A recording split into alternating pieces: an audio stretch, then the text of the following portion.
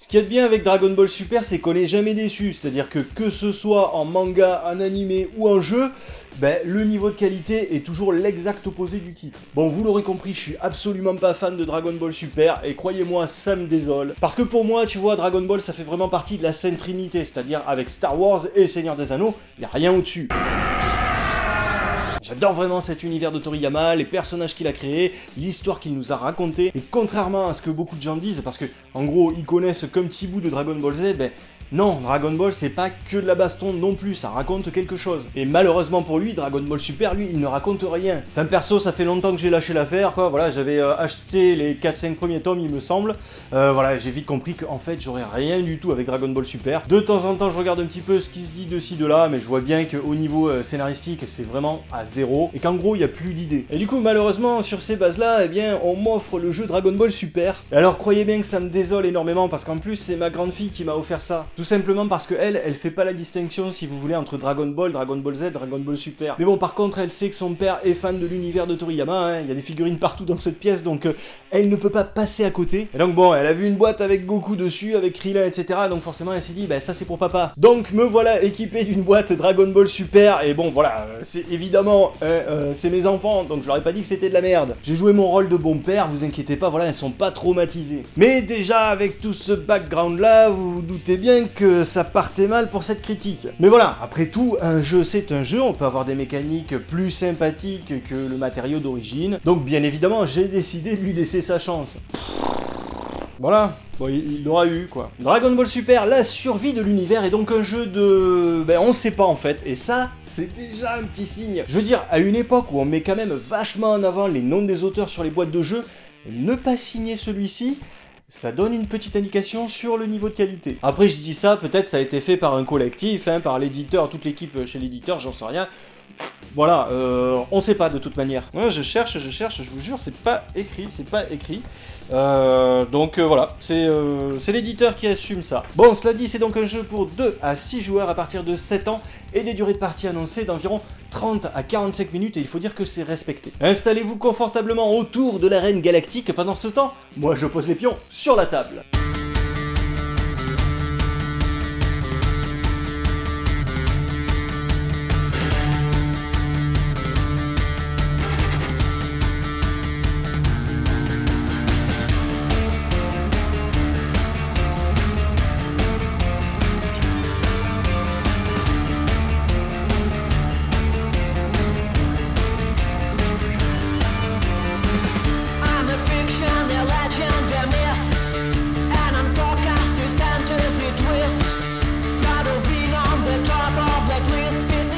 Alors voilà, Dragon Ball Super, la survie de l'univers est installée. Alors, il est pas installé si rapidement que ça en fait. Là j'ai été très vite pour l'installer parce que voilà, ça me gonflait. Mais en vrai, normalement vous devez sortir tous les petits jetons pour que les gens puissent choisir leur guerrier un après l'autre. Vous composez des équipes de, je sais plus si c'est 5 ou 6 guerriers. Et donc l'un après l'autre, vous allez choisir l'un des guerriers. Alors bien entendu, il n'y aura pas que l'aspect graphique et votre amour du personnage pour vous aider à choisir.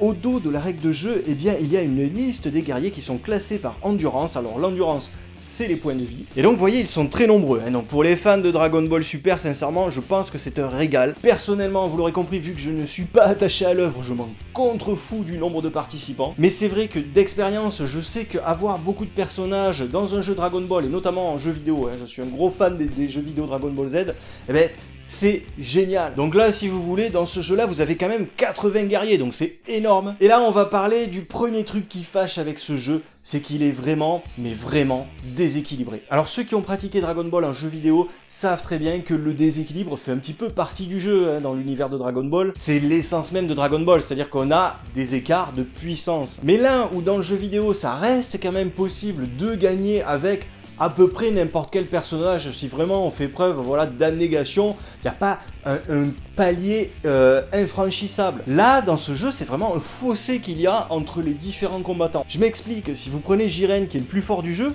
vous regardez ses attaques, genre la vague de puissance invisible, là, elle fait perdre 32 points de vie, l'impact de puissance 45, ce qui veut dire que si vous vérifiez ici, regardez un petit peu les points de vie des personnages, Jiren, en gros, il peut crever tout le monde en un seul coup. Et il n'est pas le seul à pouvoir faire ça, hein. Sangoku, Vegeta, etc. Ils sont tous capables de vous crever en un coup. Et là, on parle pas d'Yajirobe, hein, on parle notamment de personnages comme Sangohan. Et alors vous allez me dire, oui, mais bon, ça c'est les coups spéciaux, ça fait très mal. Certes, mais bon, c'est pas si compliqué que ça de les sortir, vous allez le voir. Mais même sans parler de coups spéciaux, je vais prendre un peu d'avance sur l'explication du jeu, mais en gros, Jiren, là, il va lancer 5D, il va avoir des relances, et donc avec ça, il va essayer de faire ses coups spéciaux. Mais s'il veut, il pourra utiliser les phases de ses 5D pour déclencher juste les petits coups que vous avez là, hein, coup de poing, coup de pied, etc. Mais regardez ce que ça fait perdre, je veux dire, il a 5D, même s'il fait que 5 coups de poing, admettons, qui est l'une de ses valeurs les plus faibles, ben en gros, il vous suffit de regarder la liste, en gros, il peut crever n'importe qui en dessous de cette ligne, c'est-à-dire les 3/4 des guerriers. Alors après, je veux bien, hein, on joue en équipe, donc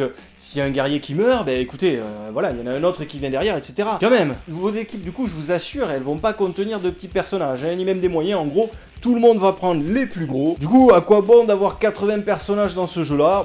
Peut-être on peut contourner ce problème-là en attribuant des points d'achat en fait pour chaque personnage. Peut-être qu'on peut dire par exemple, il faut que ton équipe elle dépasse pas 80 points de résistance ou 70 points de résistance, j'en sais rien, ce qui fait que du coup il y aura qu'un seul gros personnage et après on panache un peu avec les autres personnages. Mais en tout cas c'est pas suggéré par la règle, hein. Donc de base en fait, dans la règle de base on vous dit ben, vous choisissez n'importe qui, donc voilà, ça finit avec les gros et point barre. Je veux dire, si t'as envie de gagner, tu vas pas prendre Tortue Géniale et ses 13 points de vie. La seule et unique partie qu'on a faite juste à présent, ben, j'ai voulu prendre les vieux de la vieille, hein, Freezer, Piccolo, etc., etc. Mais je me suis fait rouler dessus. Et franchement, j'aurais même pas tenu 3 tours de jeu si j'avais pas eu Vegeta, je pense. Donc voilà, il y a un énorme déséquilibre dans ce jeu, et dès le départ, pour moi, c'est quasi rédhibitoire. Surtout que là, on est sur un jeu d'affrontement direct. Encore, ce serait un jeu de figurines, un jeu de rôle, j'en sais rien, un dungeon crawler, voilà, avec un méga boss à combattre au milieu, un jeu coop. Je dis pas, mais là... ça n'a aucun intérêt. Alors après, peut-être que les personnages, on peut les piocher au hasard dans cette petite sacoche là. Je sais pas à quoi elle sert d'ailleurs cette sacoche, c'est pas écrit dans la règle. Moi, à mon avis, c'est pour conserver les jetons à l'intérieur. Mais bon, je suis vraiment pas sûr. Là, je l'utiliserai bien, ouais, pour piocher au hasard les personnages. Mais bon, voilà, c'est tellement... l'écart est tellement grand entre les niveaux des guerriers que si vous faites ça au hasard, mais ça va hurler dans tous les sens. Voilà, donc si vous n'êtes toujours pas rebuté par cet aspect-là, bien dès que vous aurez choisi vos personnages, vous allez pouvoir les poser ici dans l'arène galactique. Alors faut savoir qu'on peut jouer jusqu'à 6 joueurs, donc vos guerriers, vous les placez chacun à votre tour à au moins une case d'écart chacun. Vous n'êtes pas obligé de choisir un côté de l'arène, un camp, n'importe quoi, vous vous mettez où vous voulez. Vous pouvez très bien vous placer à côté d'un guerrier adverse, hein, toujours à une case d'écart bien sûr. Sachez juste que quand ça va démarrer, ben, ça va être une grosse battle royale. Et donc en gros, la dernière équipe en vie va gagner la partie. On peut aussi limiter en nombre de tours de jeu, c'est-à-dire que par exemple au bout de 10 tours de jeu, eh bien celui qui a le plus de guerriers encore en vie gagne la partie. Ce qui veut dire là encore que du coup, on peut gagner à ce jeu sans rien faire, c'est-à-dire en fuyant, et essayer d'éviter les coups des autres, etc., essayer de faire le sous-marin, et du coup, pendant que les autres se fritent et perdent des guerriers, eh ben vous assurez la victoire. Alors ça, par contre, c'est pas très Dragon Ball dans l'esprit, hein. Mais voilà, vous pouvez gagner en vous cachant. Alors, au début de chaque tour d'un joueur, eh bien, ce dernier va piocher une carte événement. Alors, les cartes ont un graphisme dégueulasse, purement dégueulasse. Alors, soit on a des captures de l'animé, bon, ça encore, pourquoi pas, soit on a ces espèces de cartes qui font penser, je sais pas, au Uno, ou à des étiquettes promotionnelles chez Jiffy, j'en sais rien. Bref, toujours est-il que voilà, on pioche une carte événement, et donc il va se passer quelque chose, et voilà, vous pouvez par exemple faire une deuxième attaque pendant ce tour avec un autre guerrier, oui, parce qu'à chaque tour de jeu, on va jouer qu'un seul guerrier, donc là, en fait, on pourra attaquer 2 fois, puis vous allez avoir d'autres choses, hein, voilà, vous allez avoir du secours, des renforts, des machins, des trucs qui vont se passer, vous allez pouvoir piocher d'autres cartes également, et donc, une fois que vous avez résolu les effets de cette carte événement, eh bien, vous pouvez bouger un guerrier. Alors, le guerrier, il va se déplacer jusqu'à 4 cases en volant, ce qui veut dire qu'il peut passer au-dessus d'un autre personnage. Alors, si vous ne vous arrêtez pas sur la case d'un adversaire, il va se passer quelque chose. Si c'est une case rouge, jaune ou bleue, eh bien vous piochez une carte. Alors les rouges, tout simplement, ce sont des cartes d'attaque, les jaunes, ce sont des cartes de défense, et les bleus, ce sont des cartes spéciales. Alors, on détaillera ça un petit peu plus tout à l'heure.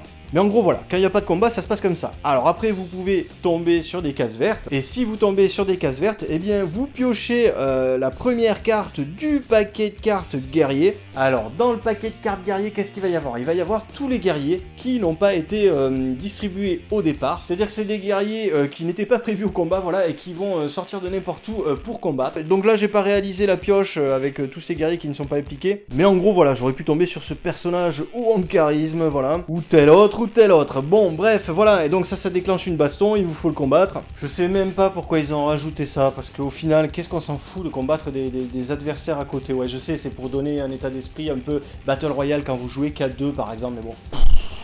Ces cases-là, au final, on va tout faire pour les éviter, en fait. Alors par contre, si je me dirige sur la case d'un adversaire, bah là, il va y avoir le fighting. Donc c'est moi qui arrive, donc c'est moi qui attaque. Alors, admettons que là, ce soit Krillin, hein, qui est l'initiative de l'attaque. Alors, vous voyez, déjà, ces cartes, je les trouve un peu moins moches. Alors, vous voyez en haut ici, Krillin a 16 points de vie. Donc, avec une attaque de Jiran, on peut tuer au moins 3 Krillin. Mais ce qui nous intéresse le plus, ici, bah, ça va être le nombre de dés qu'il va lancer. Alors, Krillin, il a 3 dés, donc il va lancer 3 dés. Et ici, vous voyez la petite main en dessous, c'est le nombre de relances dont il dispose. Ça veut dire que si le résultat des dés ne nous convient pas, on peut encore les relancer 3 fois. Alors, on peut conserver certains des dés. En gros, c'est un Yahtzee. Voilà, on a fait un Dragon Ball Yahtzee. Par exemple, pour obtenir le Kenzan, mais il me faut faire une boule d'énergie, il me faut un point, donc ça fait moins 19 points de vie si j'arrive à sortir ça. Et alors pourquoi le Kamehameha, qui est plus dur à sortir, fait perdre moins de points? Alors là... je ne sais pas, ça fait partie des trucs inexplicables de ce jeu. En fait, qui va sortir un Kamehameha avec Krillin? Il y a une boule d'énergie et 2 points, alors qu'avec une seule boule d'énergie, 1 point, tu fais déjà une Kenzan. Donc tu vas pas te faire chier à faire un Kamehameha, je vois pas l'intérêt. Bon alors après, Krillin dessous, il a un comportement spécial, des coups spéciaux, etc. Que là aussi j'ai du mal à comprendre. D'ailleurs c'est un jeu qui est très mal écrit en général. Regardez, plus 2 dés de renfort, ça ok, je vous expliquerai ce que c'est tout à l'heure. Plus morsure du soleil, ok, ça s'est expliqué dans la règle. 2 points, fuite à 3 cases si moins de 13 d'endurance. Donc est-ce que ça veut dire que quand tu fais 2 dés de renfort et morsure du soleil, tu peux fuir à 3 cases et si t'as aussi moins de 13 d'endurance? Je comprends rien à cette phrase, franchement c'est incompréhensible. Et de toute manière, la règle du jeu, mais il y a des trucs des fois, pourtant vraiment c'est pas un jeu compliqué. Mais on a galéré avec la règle de jeu, c'était pas clair. On l'a relu mais au moins 3 fois. Et encore, à la fin de la partie, en relisant les cartes, on se disait ah mais non, mais attends, mais ça veut dire ça.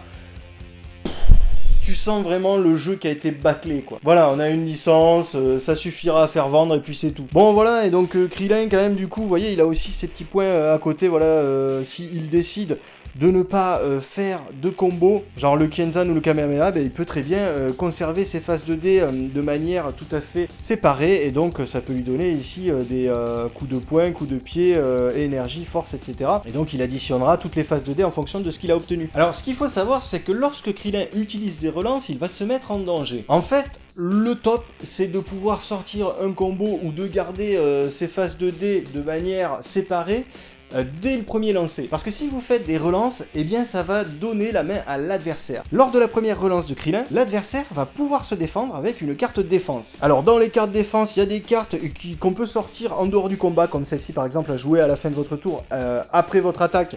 Alors ouais, ça c'est une carte défense qu'on joue après une attaque, vous imaginez. Et ça enlève 20 dégâts sur le personnage de votre choix. Mais vous allez avoir par exemple voilà, des contres en réponse à une attaque de dés, comme vient de le faire Krillin. Ben, ça annule l'attaque de dés de votre ennemi et vous ne subissez aucun dégât. Alors par contre, faut le sortir, hein, vous voyez, il y a 5 dés. Donc Krillin, là, en l'état actuel des choses, par exemple, lui, il ne pourrait jamais se défendre avec cette carte. Il a que 3 dés, je rappelle. C'est pour ça, je vous dis, il y a vraiment énormément d'avantages à prendre un personnage fort, parce que non seulement il va avoir énormément de points de vie, en plus de ça, il va lancer beaucoup de dés avec beaucoup de relances, beaucoup plus que les autres. Parce qu'encore, bon, si le nombre de dés et de relances était raccord avec l'endurance, c'est-à-dire que ça contrebalançait un petit peu le truc, mais pas du tout. En fait, plus vous allez haut, plus vous allez avoir de points de vie, mais aussi de dés et de relances. Et en bas du tableau, ben, ça va être minable. Hein. Donc c'est vraiment un jeu qui veut vous faire sentir qu'il y a un énorme gap entre les guerriers. Faut savoir qu'on peut ajouter des dés de renfort assez lancés lorsque on a des alliés autour de nous. Je comprends pourquoi ils ont fait ça, hein. Ils voulaient rajouter un petit côté tactique, puis ça contrebalançait un petit peu le déséquilibre, mais il est tellement énorme le déséquilibre de départ en fait que je sais pas comment faire en fait pour vraiment contrebalancer ça, à part ce que je vous ai dit au début, c'est-à-dire faire en sorte de faire payer en fait le choix des personnages. Alors lors de sa deuxième relance, Krillin il va s'exposer un petit peu plus puisque le défenseur aura désormais accès aux cartes attaque et spéciale. Donc les cartes attaque, voilà c'est écrit dans le titre, hein, en gros c'est pour faire mal à Krillin. Donc en gros ça va permettre à l'adversaire de contre-attaquer s'il réussit le combo signalé au bas de la carte. Et spécial, il y a un petit peu de tout dedans, d'ailleurs je crois que c'est là qu'il y a les fusions, hein, puisqu'on peut fusionner dans ce jeu. Alors vous excitez pas trop, il n'y en a que 2 fusions. Mais en plus de ça, eh bien l'adversaire défenseur il va pouvoir pouvoir utiliser ici ses esquives. C'est-à-dire que s'il réussit ce combo là ici, eh ben voilà, il évite le coup tout simplement. Si vous gagnez un combat, eh bien vous prenez la place du guerrier que vous venez de vaincre. Si vous perdez le combat, eh bien vous êtes éjecté sur une case alentour. Ah, je vous ai pas parlé des transformations. En fait, à chaque fois que vous allez jouer un personnage qui peut se transformer, eh bien au début de son tour de jeu, vous allez lancer 1 à 2 dés. Alors je vais prendre l'exemple ici de Vegeta. Bon, je vous lance qu'un dé là, mais en fait lui il en lance 2 parce qu'il est très puissant. Eh bien en fonction du résultat du dé, vous allez aller chercher la face de carte de Vegeta correspondant au résultat de ce dé. Et donc bien entendu, plus vous allez être haut dans vos transformations, et plus vous allez faire mal, plus vous allez pouvoir esquiver facilement, etc., etc. Par contre, vous allez perdre des points de résistance, donc des points de vie à chaque tour que vous passez transformé. C'est pas le cas pour toutes les transformations, mais plus vous allez haut et plus ça va être violent pour votre propre corps. Ça, je trouve le concept plutôt sympa par contre. Quant au fait de savoir pourquoi on doit se transformer à chaque tour de jeu, alors ça je comprends pas. Mais étant donné que c'était déjà bien déséquilibré, je suppose que voilà, ils ont pas voulu en faire trop. Mais voilà, ça ajoute du hasard là où devrait pas y en avoir en fait. Là où à côté, avec leur système de Yadze, ils avaient essayé justement de lisser le hasard en pouvant relancer, etc. Et donc en prenant plus ou moins de risques avec le nombre de relances qu'on utilise et en s'exposant plus ou moins aux défenseurs. Alors un truc sympa dans ce jeu, c'est que Tortue Géniale peut se transformer, ça c'est sympa de voir ça quand même.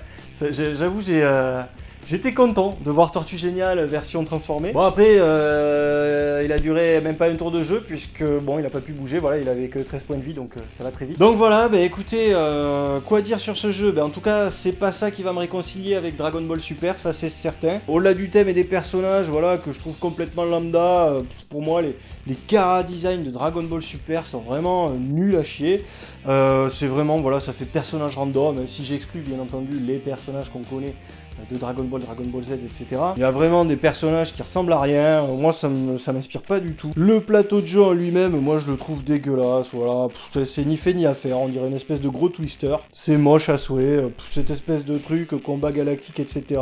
Je suis désolé, mais on aurait fait une espèce de jeu Dragon Ball Z sur Namek, voilà, avec un petit scénario, un petit jeu de rôle, un petit jeu d'aventure, etc. Ça aurait été vachement mieux quand même. Et alors le principe du Yadze, bon ben voilà, moi c'est un jeu qui cumule les défauts pour moi de toute manière, mais déjà subjectivement parlant, c'est-à-dire que j'aime pas le Yadze, j'aime pas Dragon Ball Super, donc forcément ben je peux pas aimer ce jeu. Mais en plus de ça, objectivement, voilà, il est déséquilibré, il est plutôt moche, la règle est mal écrite. C'est con parce que le jeu est pas si compliqué que ça et pourtant personnellement je le trouve pas si fluide que ça. Voilà, je ne vous recommande pas de jouer à Dragon Ball Super, voilà, c'est très rare que je dise ça pour un jeu de société. Je suis quelqu'un qui est plutôt bon public dans ce domaine-là, vous le savez hein, si vous êtes habitué de mes vidéos. Alors je sais qu'il y en a 2-3 qui rigolent derrière l'écran parce qu'ils me connaissent bien, et donc du coup ils savent que pour d'autres domaines par contre je suis très chiant et très mauvais public, notamment le cinéma, notamment les séries, etc., etc. Mais en ce qui concerne les jeux de société, moi je trouve qu'il y a énormément de qualité dans ce domaine. Je trouve que vraiment on est dans une période pendant laquelle voilà, il y a énormément de talents qui s'expriment. On vit vraiment une forme d'âge d'or du jeu de société où il y a énormément de qualité. Et malheureusement, il y a encore voilà, des petits trucs qui sortent de temps en temps et qui sont pas terribles. Là, typiquement, je pense que voilà, on a voulu exploiter une licence, mais on l'a pas fait intelligemment. En gros, voilà, on s'est dit c'est Dragon Ball Super, ça va vendre, etc. Effectivement, ça vend. Moi, ma fille a acheté ce jeu-là pour moi. Mais en vrai, il y a rien derrière. Il n'y a pas vraiment de réflexion. Je pense que si, il y a une réflexion. Je peux pas dire ça parce que c'est méchant de dire ça. Il y a eu une réflexion derrière ce jeu. Mais elle est malmenée, voilà, je pense que ça a été fait à la hâte, je pense que ça a été fait, ça n'a pas été fait de la meilleure des manières, voilà, je pense que ça n'a pas été fait peut-être avec des fans de Dragon Ball aussi, j'en sais rien. Déjà, bon, les bases, hein, Dragon Ball Super, c'est pas terrible, donc déjà les bases sont friables, mais voilà, je pense qu'effectivement, il y avait autre chose à réfléchir sur la base de l'univers Dragon Ball. Même si on part sur un jeu de combat, je pense qu'il y avait plus intelligent à faire que faire un Yadze. Maintenant, voilà, c'est chacun est libre de ses opinions. N'hésitez pas à partager la vôtre dans les commentaires, restez courtois entre vous, bien entendu. Voilà, en attendant de nous retrouver pour une prochaine vidéo, relisez Dragon Ball, c'est excellent. Et n'oubliez pas de mettre les pions sur la table.